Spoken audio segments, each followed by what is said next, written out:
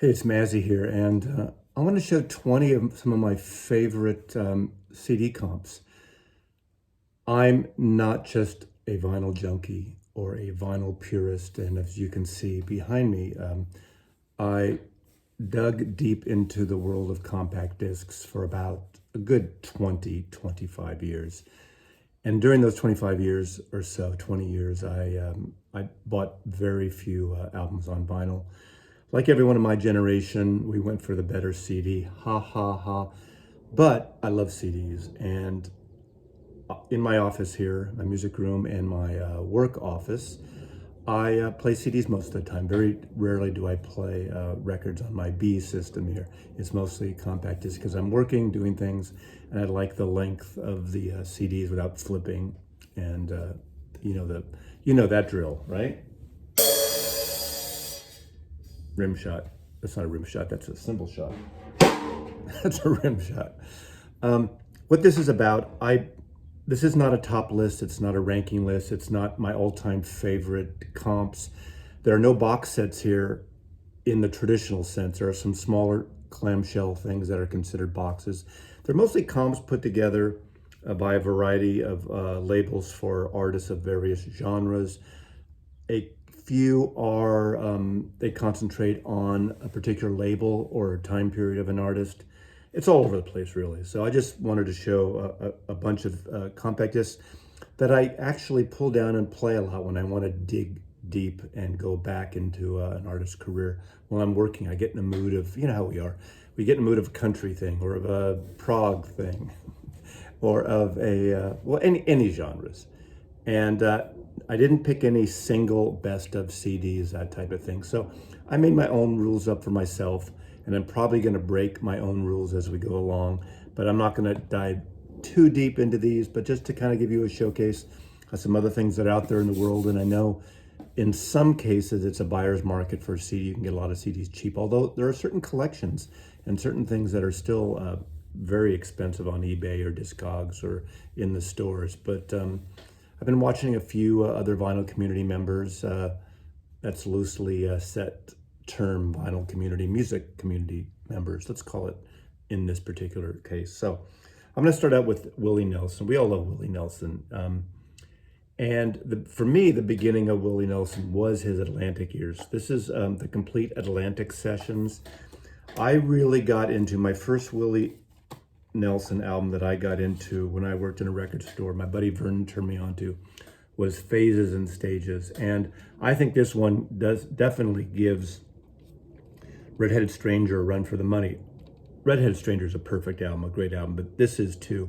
I'd say this is a little more out there, not as pretty commercially, although it's great. I think this has a little more Austin edge instead of an Atlantic edge in a way, opposed to the Columbia sheen. And that's not putting down either. It's just a difference. And I love this. So this has, I won't go through everything in all these, but there's a live CD of the Grand Ole Opry around that time. Of course, Shotgun Willie, and a lovely book and pictures and a nice little clamshell. So this is something this is one of the comps that are full albums rather than some of the other comps, which are a selection of songs or outtakes or alternative versions or singles as we get into it. So starting with Willie Nelson is a good thing.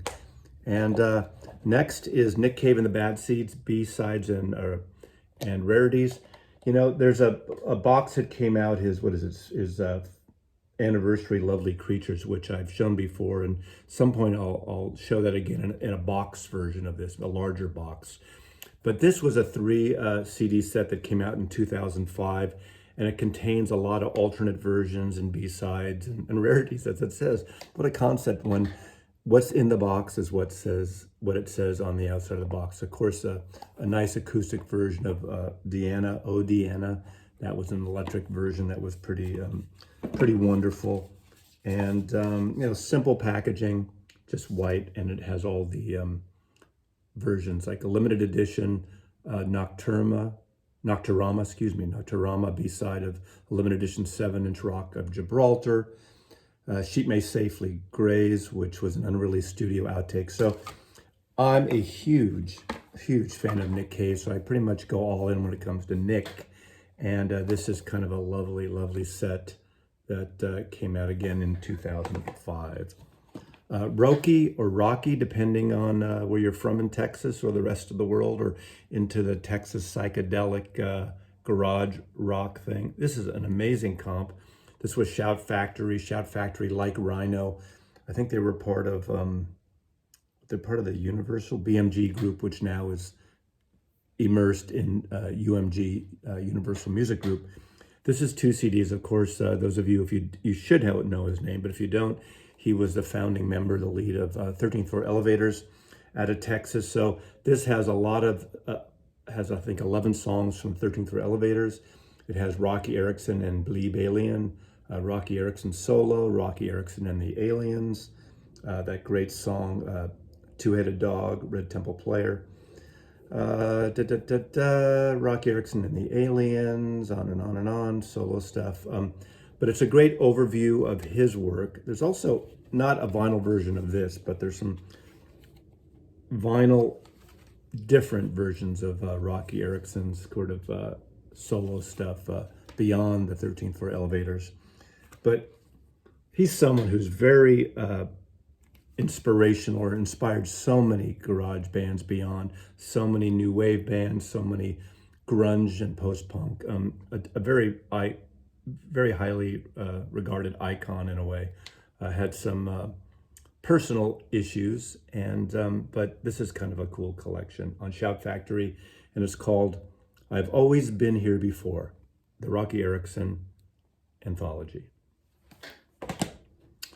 Then, I did this whole series of psychedelic videos, and up until this point, this is all I had by Kaleidoscope, which is pretty much everything for the most part. These collect the first time on 3 CDs, the complete epic recordings of Kaleidoscope. And there they are. And of course, they're a little bit of a klezmer. They're a little bit psychedelic. They're a little bit of folk. They're a mix of world music. And I just missed them the first time around on vinyl when I was growing up. And I bought this album when it came out, and this is from, 2004. So, for the last almost 20 years, just shy of 20 years, I've been into this. I love this. And I just recently started getting some of their work on vinyl.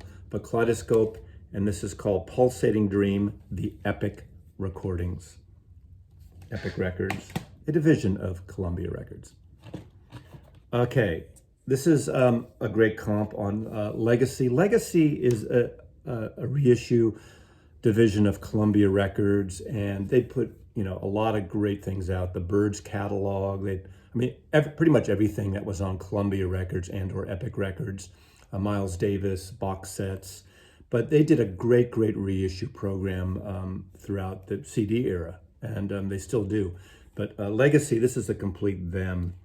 And this is them 1964 to 1967. And this is a great comp. It's 3 CDs, and it has disc 1, disc 2, 64 to 65, and then 66 to 67. Of course, them, the lead singer and the most infamous member was Van Morrison. Gloria, of course, Here Comes the Night. Mystic Eyes, the great kind of just amazing song. My garage band used to do that song, as well as Gloria. Every garage band did Gloria. What a fantastic single. And then it has a CD of demos, sessions, and rarities from 64 to 67. So short-lived, but this pretty much has everything. And what's great about this, I find that most people just had never heard a complete them album.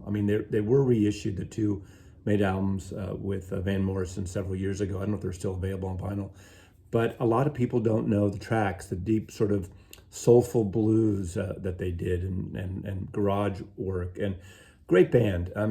And I don't have the post them album without Van Morrison, and I keep hearing it's pretty good. I just never dived in. It's probably something I should do. Of course, all these have nice little booklets and liner notes, and they're pretty cool. So this is a 3 CD set, the complete them. This is Magic Hollow. This is a great overview of the Beau Brummels. Of course, Beau Brummels really were the first American band that came on the scene as a response to the Beatles in 1964. Their song Laugh, Laugh was a hit. Yes, they were on the Flintstones cartoon show as well. And just a little great stuff, great stuff. Now a lot of these great comps of this period of the 60s bands have been compiled by Andrew Sandoval, who's in Southern California. He's produced tours of the Monkees and the Three Monkees, and now down to the Two Monkees. He's put together box sets of the Kinks and reissues of all this kind of 60s pop music, rock music. And he compiled this record for Rhino Handmade. Rhino Handmade, they don't exist anymore, but you know Rhino Records. For a while during the CD era, Rhino Handmade did a series of very limited editions that they only sold direct, and they only did several thousand copies, anywhere from 2,000 to 5,000, maybe up to 10,000, depending on the title. Only sold direct, and that was it. Occasionally, a few would go beyond that and come out in a different edition later to the normal consumer and retail. But this is 4 CDs, and it goes from 64, 65, 65, 66, 66, 67, 67, 68. Basically everything they did with some alternate versions, outtakes, except for the reunion album they did in the 1970s. I'm a huge fan of Beau Brummels. Obviously, they did Bradley's Barn in 68, right around the same time of the Byrds doing Sweetheart of the Rodeo. So one of the first country rock albums they recorded in Nashville. They also did Triangle, but their psychedelic and mid-period records just got lost. Nobody really bought them. And I think it's a band that's well worth diving into. The Beau Brummels started in San Francisco, and first record produced by Sly Stone, as in Sly and the Family Stone, who was a DJ and a record producer in San Francisco. So this is a cool collection called Magic Hollow, Beau Brummels. Johnny Rivers doesn't get a lot of due these days. Of course, a lot of people of my generation and beyond got into him because of the single Secret Agent Man. Secret Agent Man was used for the title of the American edition of Agent Man, which was a British TV show, of course, with Patrick McGoohan. And that song was only used on the American version when the title was changed to Secret Agent Man. One of the great guitar riffs, one of the great guitar songs of all time. I bought the single. I didn't buy a Johnny Rivers album till well into the mid to late 70s, but his stuff is really good. Of course, songs, it does cover songs like Midnight Special, Maybelline, Seventh Son, which is a song that Mose Allison did, Where Have All the Flowers Gone? But he had a great, great version of a song, great guitar player, and a great vocalist. Poor Side of Town is one of his best songs, and my guess is you've heard it, even if you don't know it was him. Baby, I Need Your Lovin', so again, more sort of R&B covers. So he's kind of a blue-eyed soul singer. Summer Rain, oh, that's a great kind of song. Into the Mystic, Muddy River, Sea Cruise. So he does his covers a lot. I did see him once live, does a club scene, and he's fantastic. He was fantastic. He's still around. This is kind of a cool version. Again, this is also on Shout Factory, and it's a double CD, and it's Johnny Rivers, a great Johnny Rivers anthology. Graham Parsons, we all know Graham Parsons. Most of us are into the country rock scene, into the Byrds, into the Flying Burrito Brothers, someone who championed, discovered, and really put Emmylou Harris forward. I have so many different variations of his records on vinyl and CDs.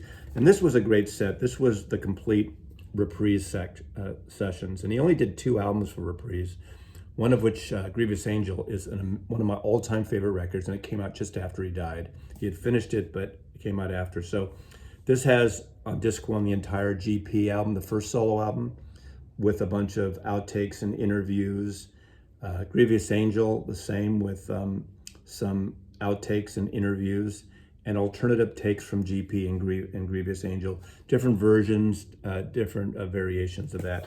And this is a slightly larger clamshell. What's great about this, it has actually the full replica. Now, just a generalization, I friggin' hate jewel cases. I think they're a waste, they're too thick, You know, CDs supposedly were compact and take little space, but a CD jewel case is about twice, 2 to 3 times as thick as an LP. So I would have personally liked to start out with, now yes, they should have put inner sleeves instead of like that. Sorry, that would have been fine. A little like inner sleeves like you see on the Japanese and some of these reissues. But I personally like the LP replicas. I think at the time, you know, labels were charging $18 to $20 for a friggin' CD. They put it in the long box, which was a waste of money. But if you want the long box so people wouldn't steal these things, and because they didn't think that people wanted to pay $20, they'd steal them for one thing, or pay $20 for something so small. Go figure.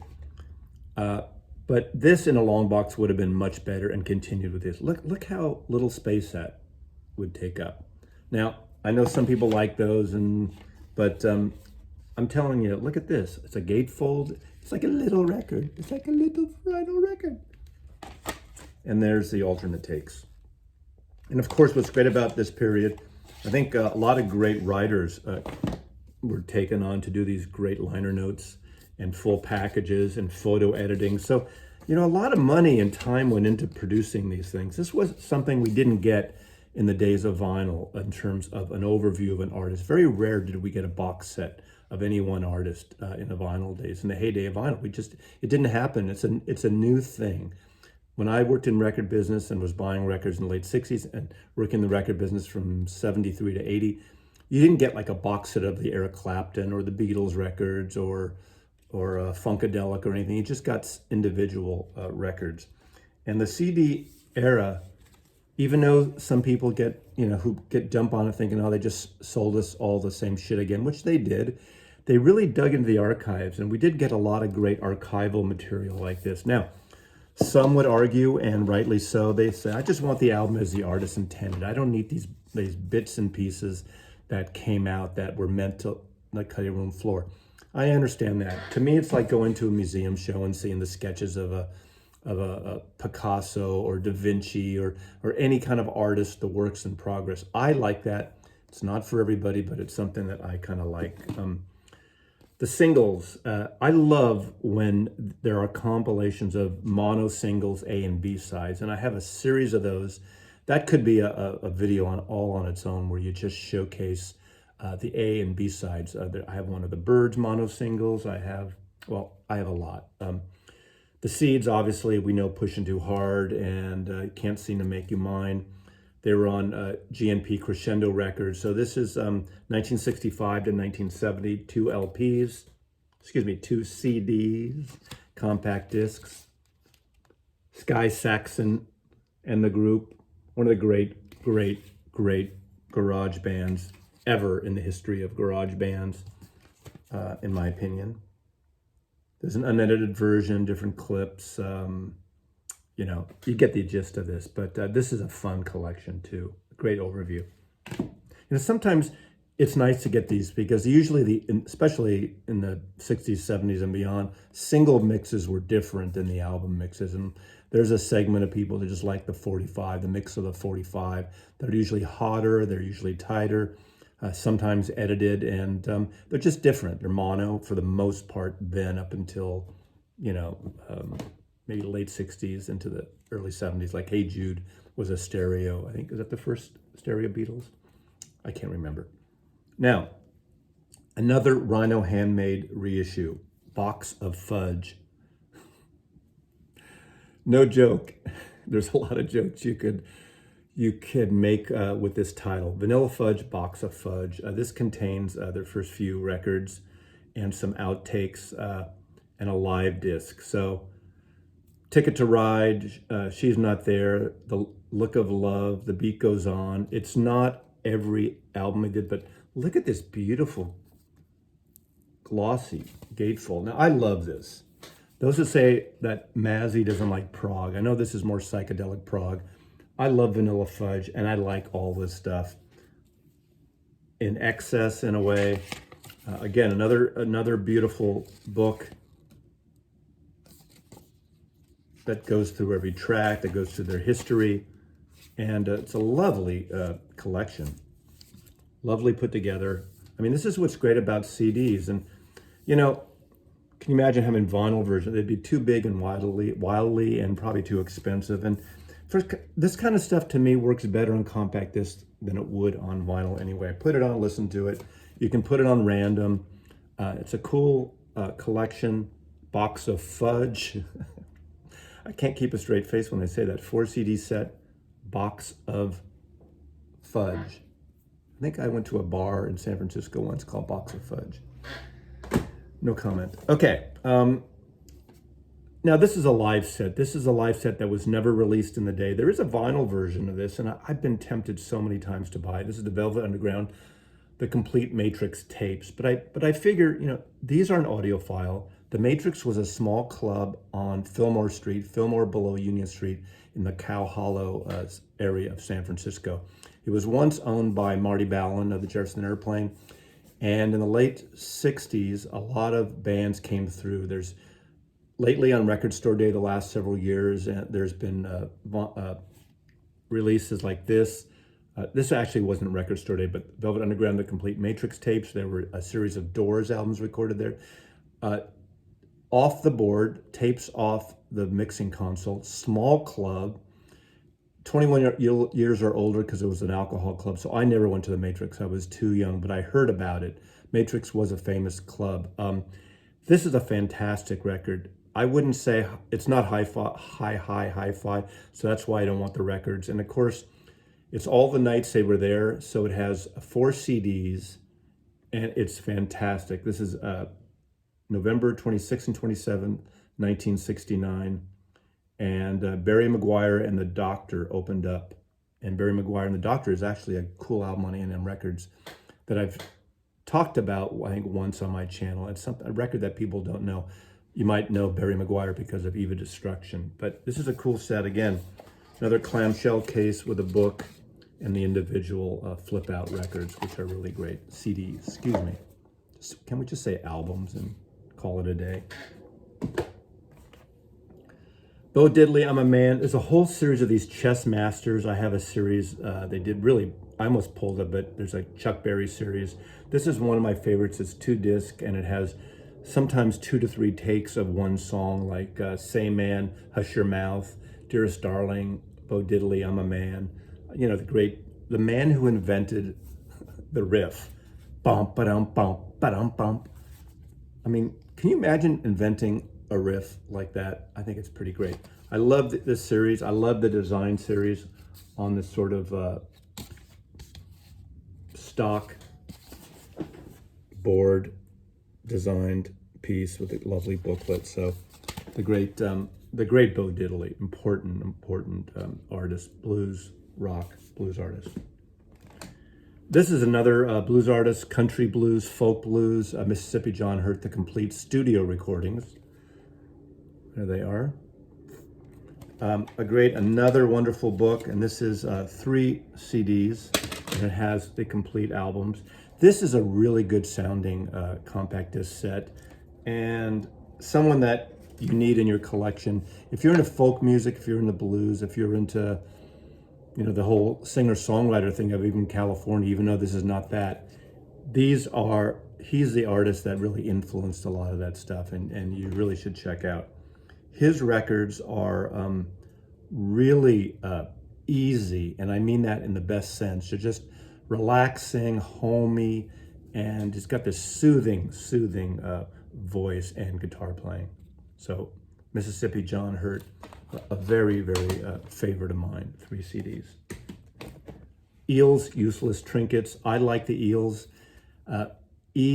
Mark Oliver, whatever his name is, put 2 records out under his moniker E, and then of course the signed to Geffen Records and was there for a long time, and I think he's made a lot of his bank having his songs, like his songs were in the animated film Shrek, and his stuff turned up in a lot of movies I think that Geffen produced, and they're really easy, fun. He's got a little psychedelic folk thing going, a little post-punkish, little new wave, but really good stuff. One of the early shows I took my son to see at the Fillmore in San Francisco to see him, and he's great. His stuff's catchy, it's moody, it's got this kind of throaty voice. He's done some acting in some films and some TV shows, but this is great because it has outtakes and BBC performances and live bits and live at town hall and an alternate version. Soul Jacker and Dogface Boy are two really great songs. I love Soul Jacker, his album Soul Jacker of the Eels. So it's not the Eels, it's Eels. There's a DVD in here that has a live performance from Lollapalooza in 2006. So the Eels, I buy pretty much everything he puts out, and I like it. It's very catchy. There's a sameness to a lot of it, but I think the first one, Beautiful Freak, and then Soul Jacker are amongst my favorites, and they're very different records. In a way, Beautiful Freak has a little psychedelic, folky feel to it from my point of view. Okay. XTC has so many friggin' comps, and I have box sets, I have alternate version, I have BBC crap. This is actually this was an import only, I think. I got it as an imported Virgin Records because it was on Virgin when Virgin had their mega store in San Francisco. And this is Fossil Fuel, the XTC singles, 1977 to 1992. And if, sometimes you just want to play the hits or the singles of a group. And of course, this is the pop, Making Plans for Nigel, 10 Feet Tall, Generals and Majors, Tower of London. Everything you would think. Senses Working Overtime, Grass, Dear God. Great collection, 2 CDs, XTC.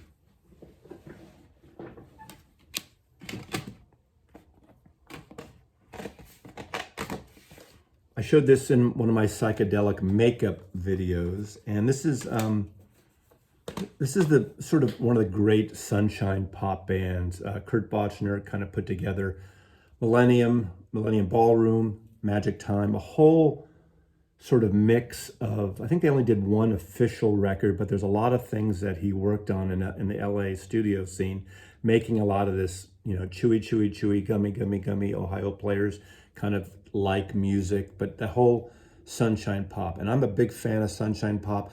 I don't know, I'm not an archivist in it. I don't know all about it and all the people involved in making those records, everything from Yellow Balloon, with the guy from the My Three Sons, and obviously the Association, Sunshine Pop.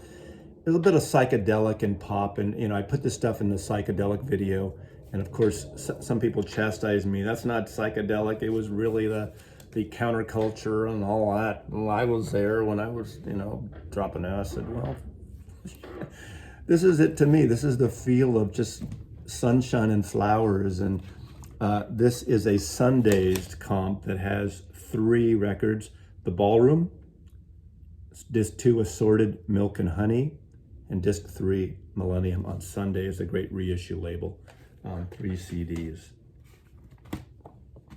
Okay. Garage d'Or by Cracker. I love Cracker.